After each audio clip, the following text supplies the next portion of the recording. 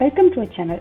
இன்னைக்கு நம்ம பொங்கலுக்கு வாங்கின மஞ்சள் கிழங்கு வச்சு வீட்லயே எப்படி ஈஸியா மஞ்சத்தூள் அரைக்கிறதுனாங்க நம்ம பார்க்க போறோம்.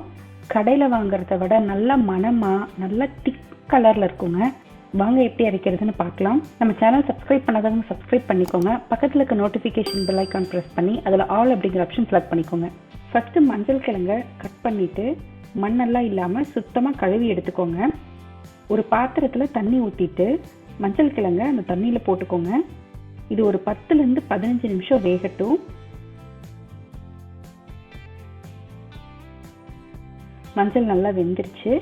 இப்போ நம்ம தண்ணியை கீழே ஊற்றிட்டு சுத்தமாக வடிச்சு எடுத்துக்கலாம். இப்போ ஒரு கத்தியில மஞ்சளோட தோல் எல்லாத்தையும் நல்லா சீவிக்கோங்க. தோல் கொஞ்சம் கூட இல்லாம சுத்தமா சீவி எடுத்துக்கோங்க. இந்த மாதிரி எல்லாத்தையும் கிளீன் பண்ணிட்டு கழுவிட்டு எடுத்துக்கலாம். காய் துருவுறதுல இந்த மாதிரி சீவிக்கலாம். இந்த அளவுக்கு மெலிசா சீவிட்டீங்கன்னா உங்களுக்கு 2 to 3 நாள்லயே நல்லா காஞ்சிரும். நீங்க கட் பண்ணீங்கன்னா உங்களுக்கு 4-5 நாள் ஆகும் காயறதுக்கு. காய் துருவுற மாதிரி துருவிட்டீங்கன்னா உங்களுக்கு ஒரே நாள்லயே நல்லா காஞ்சிரும்.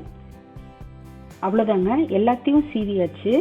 இதை நல்லா பரப்பி விட்டுட்டு நல்லா வெயில் படுற மாதிரி வச்சுக்கலாம். 2வது நாள் இந்த அளவுக்கு காஞ்சிருக்குங்க. 3வது நாள் பாருங்க, நல்லா மொறுமொறுன்னு காஞ்சிருச்சு. இந்த மாதிரி உடைச்சா நல்லா பொடி பொடியா ஆகணும். இந்த அளவுக்கு காஞ்சிருக்கணுங்க.